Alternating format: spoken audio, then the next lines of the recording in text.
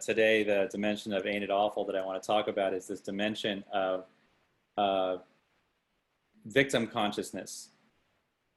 And I'm not talking about overt victim consciousness that victims of a crime or abuse might experience, but I'm talking about the more subtle aspects of victim consciousness. And it's a state that all of us may carry at times, so I think it's absolutely relevant. And as I like to begin many stories, I like to begin with the story of where I live, which is a condo that I rent in the south part of San Jose, not that far from our spiritual, physical home. And one of the things that's been happening for quite some time, I wanted to share a brief recording of, and let's see if this will work here. And it goes a little something like this.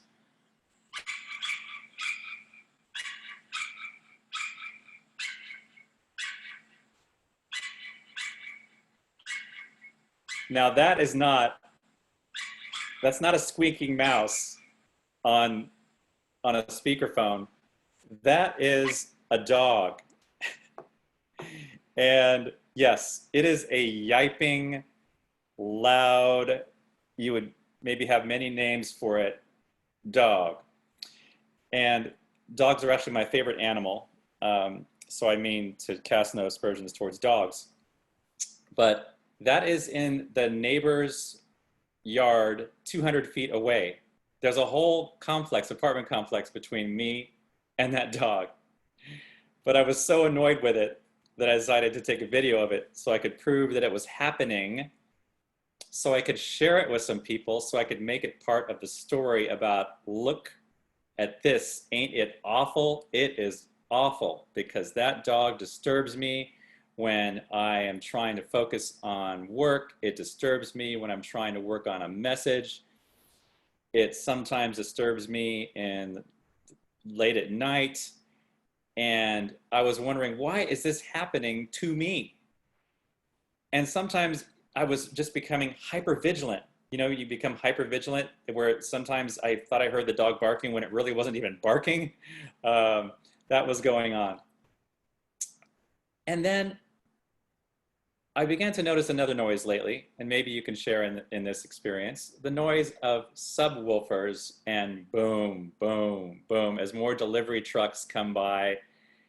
They're playing their music, and it sounds, you know, this deep, deep tone that just cuts across all rooms.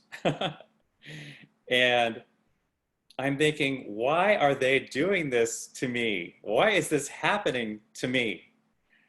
I'm taking this as a personal assault. But there's been a saving grace in this thing for me. And it's something called my bathroom fan, which is very loud, which I can turn on no matter where I am. And pretty much no matter where I am in the house, I can hear the loud, soothing sound of the bathroom fan that masks all these other noises to an extent to which I can just be at peace. But something happened after months and months and months of experiencing the joy of this bathroom fan to mute all these other noises. The bathroom fan goes on the blink, and the bathroom fan is making this noise that's like, and it's making this disturbing noise, so my peace went away. Well, I called the landlord and I said, can you please change this bathroom fan? And, you know, I had someone look at it. It's an expensive bathroom fan to change out. And he said, well, why don't you wait? No, David, you're complaining too much. Let's just wait until the fan dies completely. And so my peace was gone. And he said, my cousin Vinny will come take a look at it once it dies completely. And then, you know, it'll probably take another month after that to fix the fan. So I was thinking, oh gosh, I've got to do something about this. So I said, I am going to pay for this bathroom fan to be repaired now.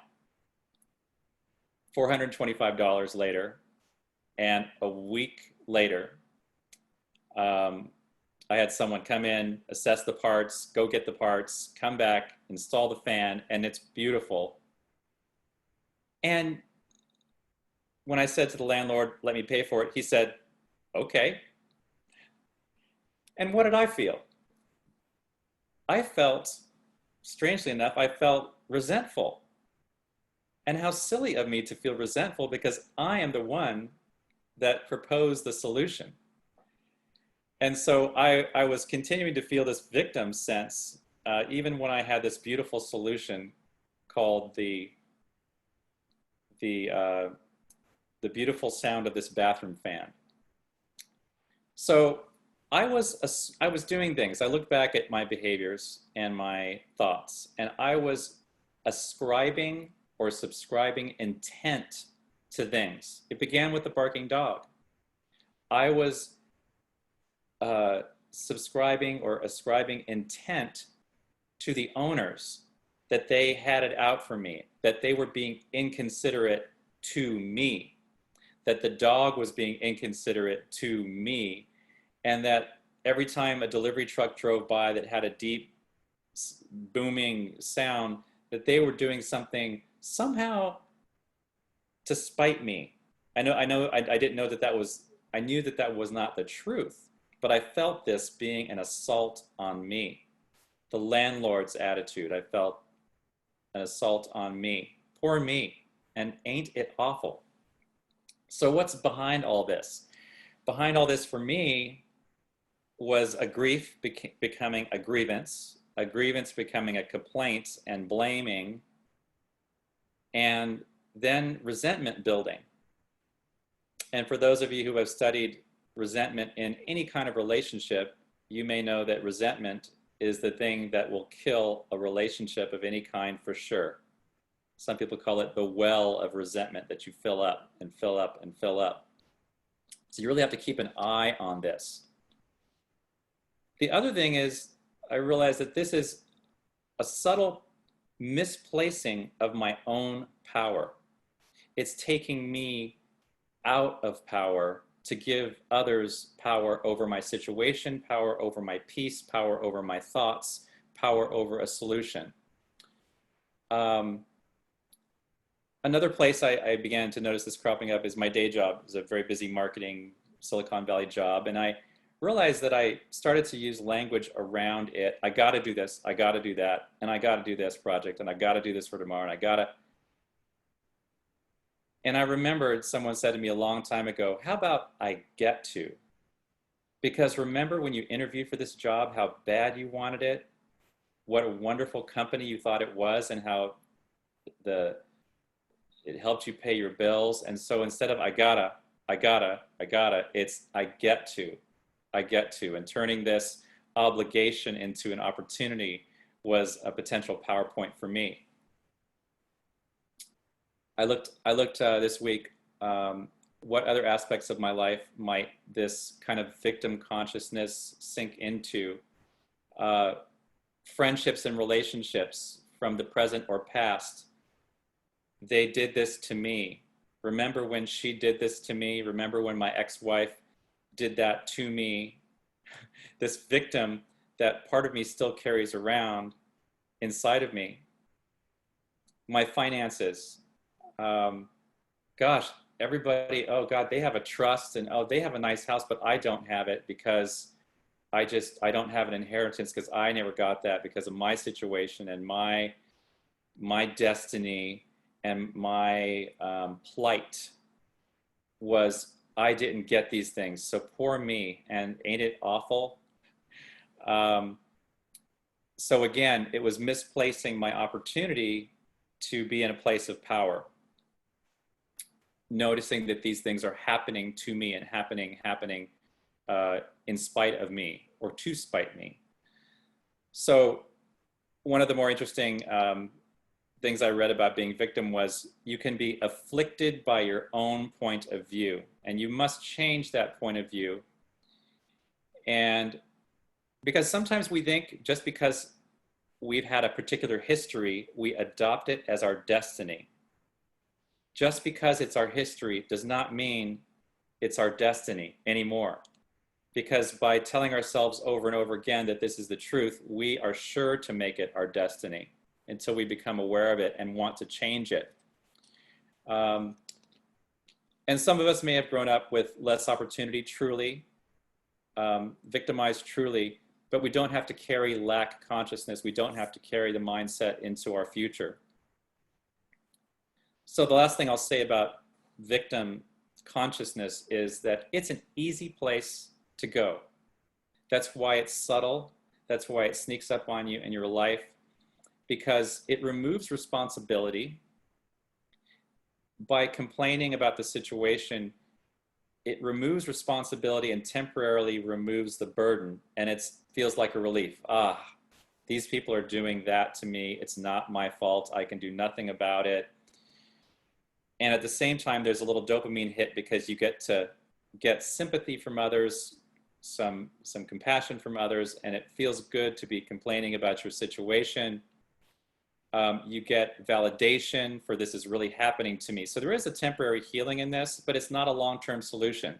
So how can we turn this, what's been known as going from victim consciousness into victor consciousness, going from to me consciousness to through me consciousness, as our principles would align with.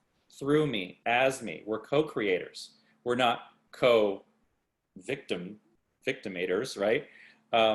So the first step to removing victim consciousness is to be aware that it's happening. It's just simply be aware. And I think this is where the importance of meditation comes in, because some of these messages don't hit you until you quiet your mind. You don't realize that you're creating or sustaining a particular story until you quiet your mind. So the dog barking, I was creating stress, and I could change my mind about the dog, and I could visualize the dog as this loving creature, this loving yapping creature, knowing that it only yaps for 5 or 10 minutes at a time, and then the owner brings it in. So I realized that, that may be a situation that they can't help. So I tried to see compassion for the owner. I tried to neutralize the false intent I was subscribing to the owner as affronting me somehow. The other thing to keep an eye on is, where can I change these things and take responsibility? So I can take responsibility for my situation with my landlord by moving out.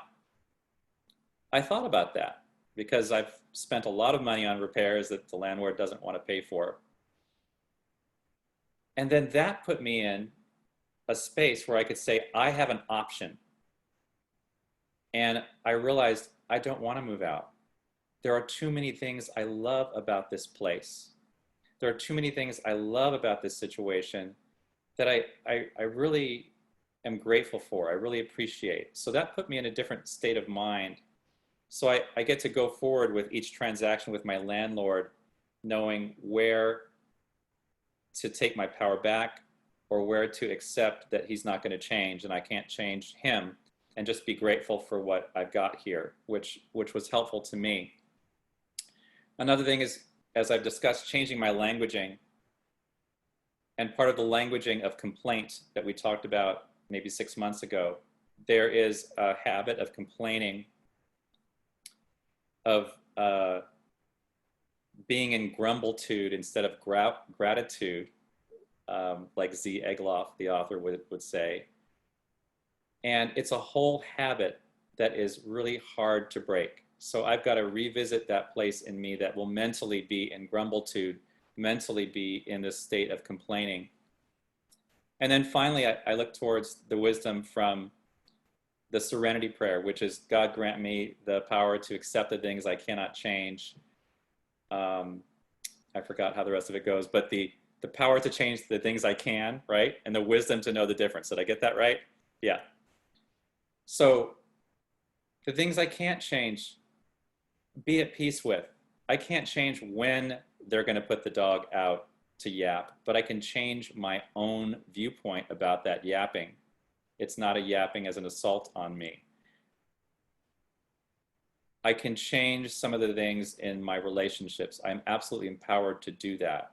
And so that's where maybe having some hard conversations will relieve so many things, and just communicating honestly instead of perpetuating the victim state. So in closing, I'd like to read two readings that I found. One is from the well-known Unity author Eric Butterworth, and he says, "We can become bitter or better as a result of our experiences." And that's so true, isn't it? You know, people who you notice, they become bitter and closed over time. But aren't we here to become better and better and better people over time, more loving and kind over time? So this victim mentality is one possible window towards that self-assessment. The next one is a quote by Michael Beckwith from his book Spiritual Liberation that says, "You are at a choice point in every moment and every circumstance. Each activity, each spoken word, and each thought is a choice point." I think that goes right along with what we believe about changing your thinking and changing your life.